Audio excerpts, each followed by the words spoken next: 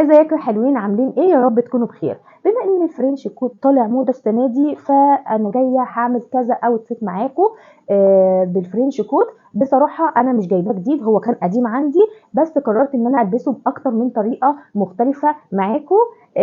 لو مهتمين تعرفوا انا هلبسه ازاي، تابعوا معايا لاخر الفيديو. بس لو الفيديو عجبكم ما تنسوش لايك والشير، ولو اول مره تشوفوني سبسكرايب، وما تنسوش تفعلوا الجرس عشان يوصلكم كل جديد بقدمه. ويلا بينا نبدا الفيديو.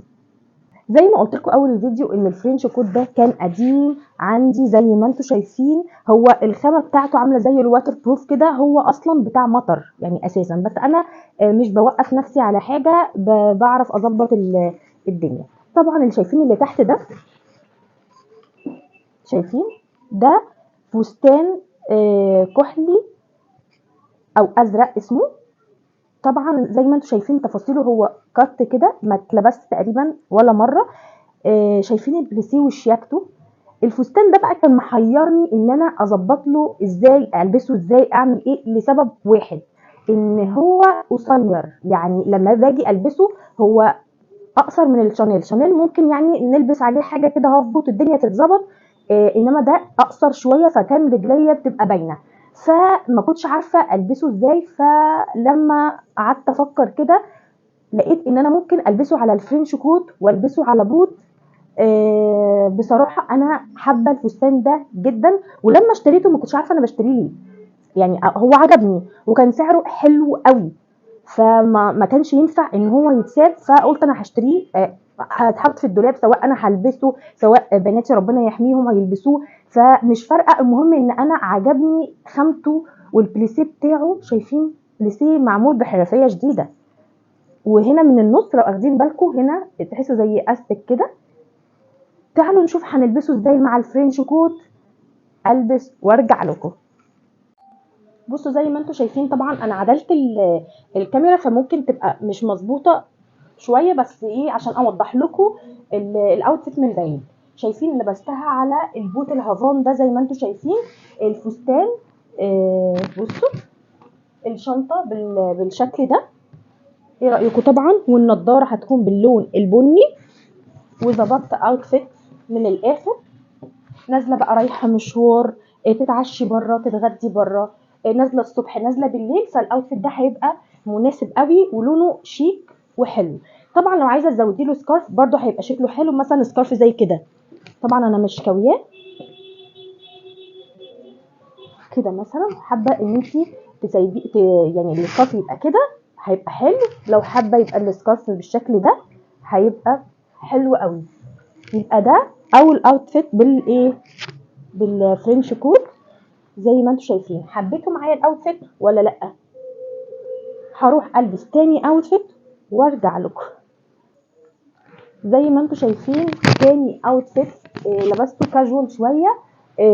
لبست بنطلون وايد ليج باللون اللبني، ومع كوتشي ابيض، التيشيرت من تحت نفس الحاجات اللي انا وريتها لكم قبل كده، اللي هي الخفيفه دي بحبها جدا. من تحت الهدوم بصراحه، اللي هي الجاكيت، يعني تبقى زي بيسك كده.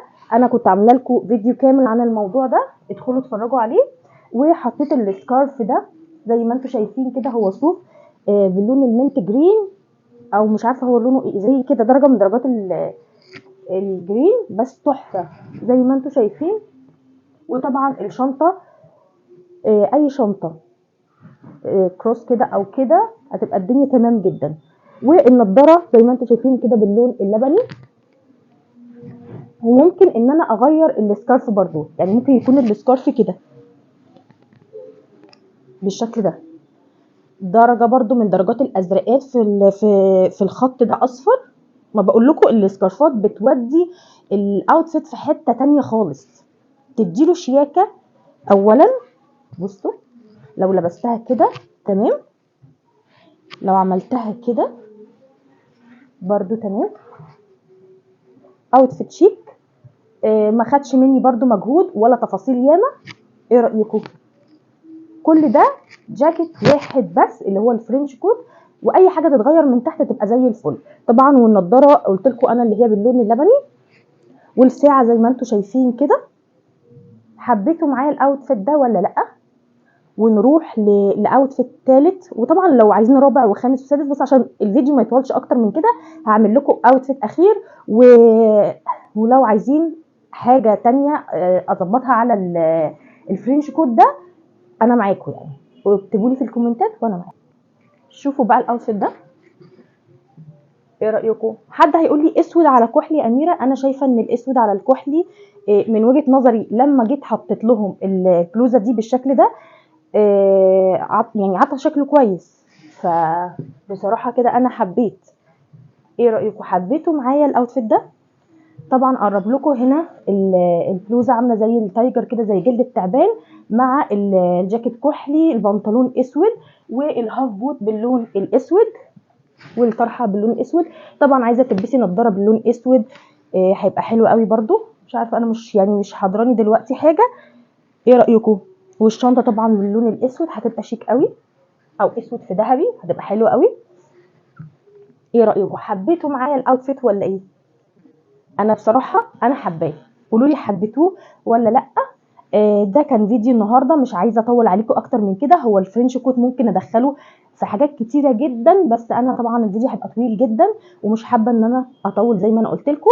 بس كده ده كان فيديو النهارده. لو عجبكم الفيديو وحسيتوا ان هو مفيد بالنسبه لكم، ما تنسوش اللايك والشير وكومنت حلو كده زيكم.